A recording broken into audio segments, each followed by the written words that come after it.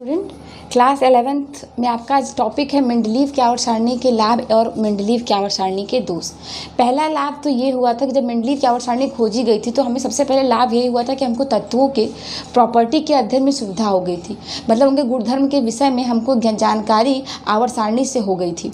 दूसरा था सही परमाणु भार ज्ञात करने में, मतलब अगर आपको लिथियम और बोरान का परमाणु भार पता है तो उसी हिसाब से सिस्टमेटिक वे में बेरिलियम का परमाणु भार भी खोजा गया। तो इससे ये सिद्ध हुआ कि तत्वों के जो परमाणु भार हैं वो हमें सही तरीके से ज्ञात हो जाते। तीसरा था नए तत्वों की खोज। तो जब मेंडलीव ने अपनी आवर्त सारणी को बनाया था तो उसमें कुछ खाली जगह भी छोड़ दिए थे, ठीक है। तो जब खाली जगह छोड़े थे तो बाद में जब एलिमेंट को खोजा गया तो जैसे आपको बाद में एलिमेंट खोजा गया स्कैंडियम, गैलियम और जर्मेनियम। तो इस प्रकार मेंडलीव की जो मूल आवर्त सारणी थी उनमें नए तत्वों की खोज और अनुसंधान में सहायता मिली। आप सीधे सीधे इस चीज़ को लिख सकते हो, 3-4 लाइन का है कि तत्वों का गुणधर्म के अध्ययन में सुविधा, सही परमाणु भार ज्ञात करने में और नए तत्वों की खोज हुई। सिंपल सी बात है, इसे बहुत आपको ब्रीफ में, आपको बहुत ज़्यादा डीप में जाने की ज़रूरत नहीं है, ठीक है। दूसरा आपका है दोष। तो मेंडलीव की आवर्त सारणी का जो दोष है वो है पहला परमाणु भारों में क्रमिक परिवर्तन। तो जब प्रयोग किया गया तो ये पाया गया कि जो तत्वों के परमाणु भार हैं वो मेंडलीव के द्वारा सही माने गए परमाणु भार से भिन्न हैं, ठीक है। मतलब कि जो रियल में एलिमेंट का जो परमाणु भार था और जो मेंडलीव ने माना था उसमें दोनों में काफ़ी डिफरेंस पाया गया। तो इस चीज़ से यह स्पष्ट हुआ कि परमाणु भारों में जो क्रमिक परिवर्तन हो रहा है, और आप ये कह सकते हो कि कहीं कहीं जो परमाणु भार हैं उनका जो बढ़ने का क्रम है उनमें परिवर्तन हो रहा है। यही कहा गया कि परमाणु भारों में क्रमिक परिवर्तन दोष था। दूसरा है तत्वों का मूल लक्षण परमाणु क्रमांक।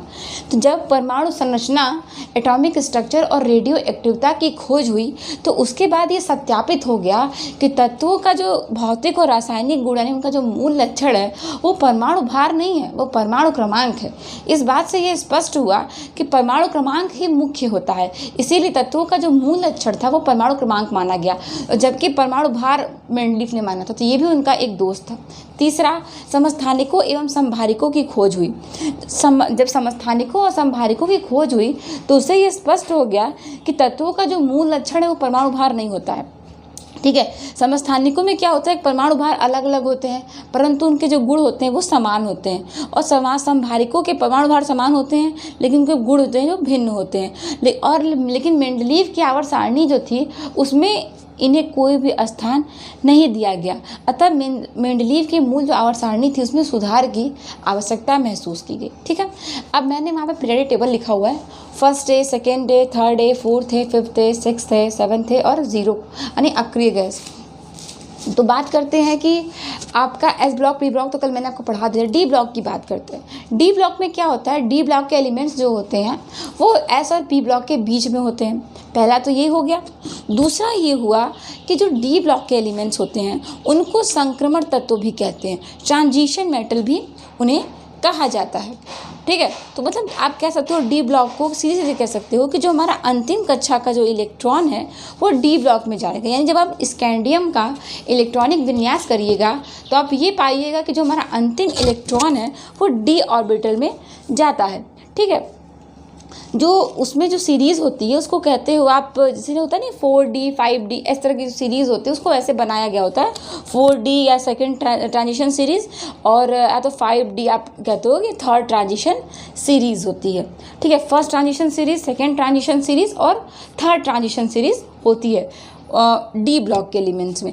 तो आपको पता, और जो इलेक्ट्रॉनिक विन्यास होता है उसमें maximum n-1 D N1 to 10 NS1 to 2, यानी आप कह सकते हो कि जो इलेक्ट्रॉनिक विन्यास होता है डी ब्लॉक का वो होता है n-1 D 1 to 10। 1 to 10 का मतलब है कि 1 से 10 तक नंबर ऑफ़ इलेक्ट्रॉन इसमें फुलफ़िल किए जाते हैं। और जैसे कि आप, अगर मैंने बात किया जो भी 3D 4D 5D की, तो जो 3D सीरीज़ होता है तो उसमें क्या होता है कि जो अंतिम इलेक्ट्रॉन होता है वो 3D में जाता है, जो 4D होता है उसमें अंतिम इलेक्ट्रॉन 4D में जाता है, और जो 5D होता है उसमें अंतिम इलेक्ट्रॉन 5D में जाता है, ठीक है।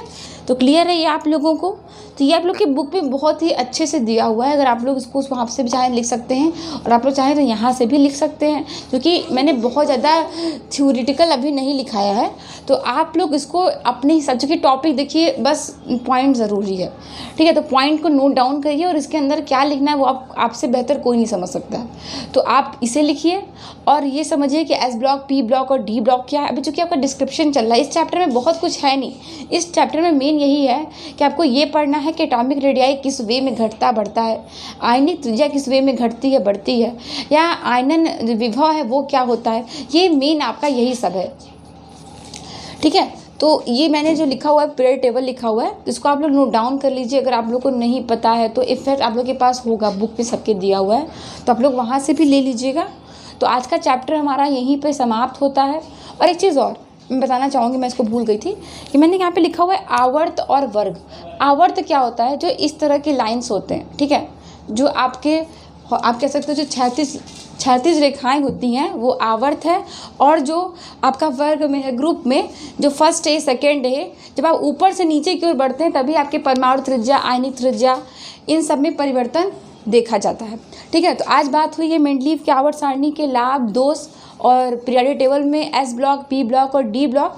कल बात करेंगे कि क्या इम्प्लीकेशन है इन सब का, एटॉमिक रेडियाई का क्या फंक्शन है, और विद्युत ऋणात्मकता का क्या फंक्शन है। इन सब टॉपिक के कल चर्चा करेंगे। Thank you.